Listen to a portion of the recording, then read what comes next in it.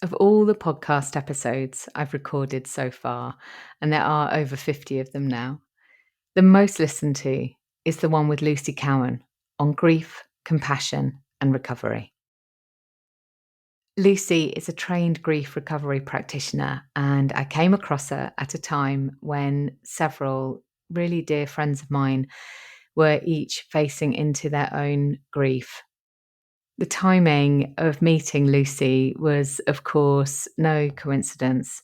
And the conversation with her has been immensely helpful, not just to me personally, but to so many people who've listened. And I've had such wonderful messages from people about how it's helped them find their own path through what they're experiencing. And the important thing here is that Lucy wasn't promising an ending of the feelings of grief, but rather a way of being with what is. It's what Eckart Tolle calls the ISness in his profound books, The Power of Now and also Stillness Speaks. So at the time of being surrounded by my loved ones experiencing their own isness, I wrote an entry in my journal about how it is to support others when they're going through times of pain, a reflection on what I was noticing for myself. And as with all of my journal entries and with everything that I share here, this is not intended to be an answer.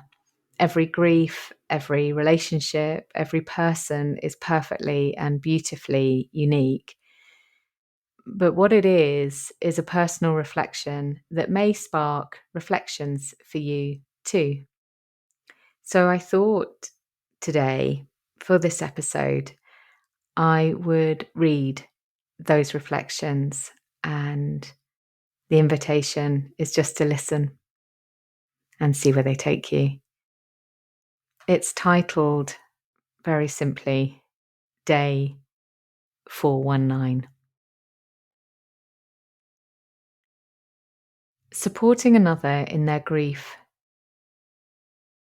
feeling the terrible relief that it is not yours, feeling the impotent loss of words and action and thought, simply standing by and observing another lost or found in pain. What do we do? What do we think? What do we say? Nothing. That loss of word and thought and action is a mirror to their loss. Honour it and be with it. Don't try to force it. The only response is to feel, to acknowledge your own felt experience just as you hold space for theirs, to connect on the deepest level with their self and hold them inside your body so they have capacity for all that they are feeling. Give them the gift of your heart so their blood can flow. Give them the gift of your lungs so they can breathe. Give them the gift of your bones so they can stand.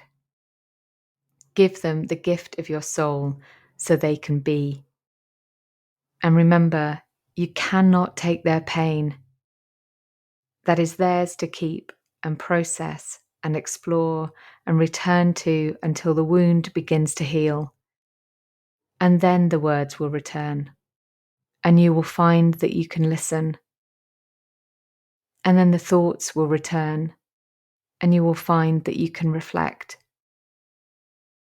And then the action will return, and you will find that you can honour the memory of the one they loved so dearly. There is no time frame here, and it is not linear. Grief rolls around us. It does not pass through, never to return. It holds us in its need to be held, to be felt, to be seen.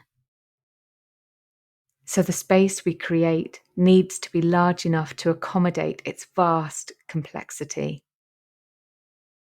The waves and ripples of grand and subtle emotions it carries with it, all must be held for the waters to become calm. Some may spill, and those we gather to us too.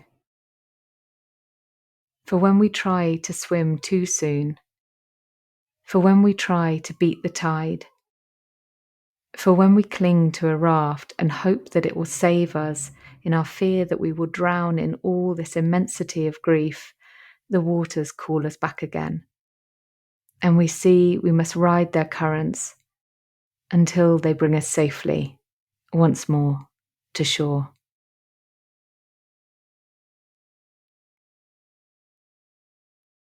There's so much in there as I read it here with you now that reminds me of my own time of, or times of deep grief, and the realization that in those times I tried to swim too soon. I tried to suppress what I was feeling. I tried to put on a brave face and a stiff upper lip and just get on with life, not realizing that grief, unanswered, keeps calling. And so I hope there's something here that has resonated for you. I'll share the writing from it too. Maybe not here, but I will share it within our Facebook group, the Henny Flynn Facebook group. I'll put it in there for you. So if you're not a member there, please do come and join, and you'll be able to read the words for yourself if that is of use to you. Now, there's something else here, which is that many of my journal entries are accompanied by letters to my darling girl. So these are pieces of prose, or I call them poetry-ish, some of which are now gathered in a collection called, appropriately, My Darling Girl. And if you're listening or watching this episode on YouTube, you'll see I've got a copy of the book in my hand. At first, when I began writing these, I thought they were love letters written to my inner self. But now I realise they're written to all the girls and women we have ever been. And whatever gender you are, I hope that they still resonate in some way. So this one caught my eye as I was preparing this episode. And at the time I wrote it, it meant something very different to me.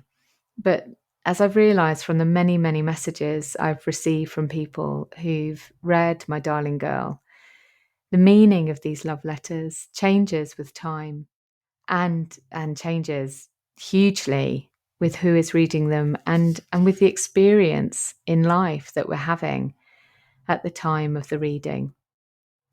So today, this particular one, it really feels like it connects with times of love and loss. And it's called I Have You.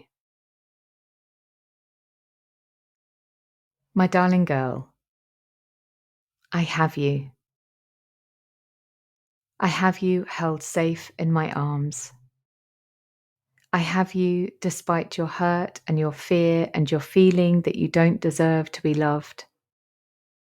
I am here beside you, my arm around your shoulders, holding you, not judging you, ready to move with you into whatever this one life brings. My sweetheart, this pain you feel, I hold that too.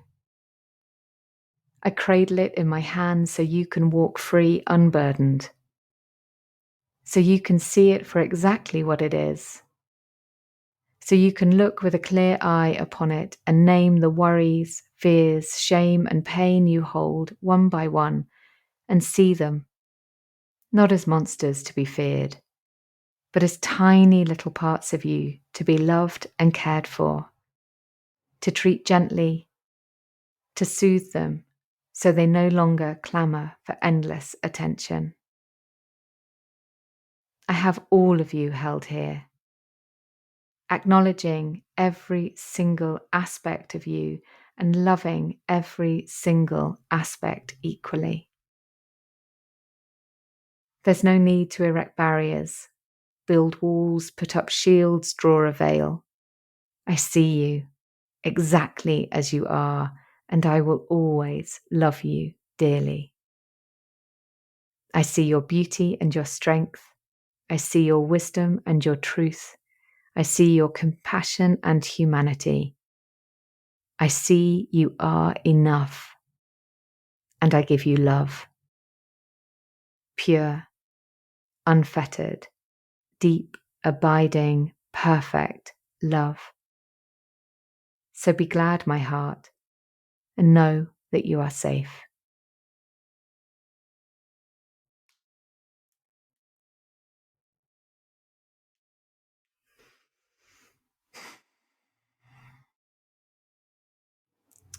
If you haven't yet heard the episode that I referenced at the beginning of this, the one with Lucy, and you haven't yet heard her own deeply moving story of love and loss, then I invite you to have a listen. And I'll include a link to the episode in the show notes too. And I've also referenced a couple of those books by Eckart Tolle. And if you'd like to buy any of the books that I talk about in any of the episodes of the podcast, you can find them all through my link on bookshop.org. It's a brilliant and ethical alternative to Amazon, and a small proportion will go toward supporting the podcast. So if you choose to do that, I thank you. And I hope that this has supported you in some way. I never really know quite what inspires the timing of particular episodes of the podcast, but for some reason, this feels like the right time to be sharing these two readings. And I would love to hear from you if it sparks any particular thoughts, if there's anything, any support that you need. And please do come and join the group. It would be wonderful to see you there if you are on that there Facebook. So take care, my loves. Be safe. I send you a hug and a wave.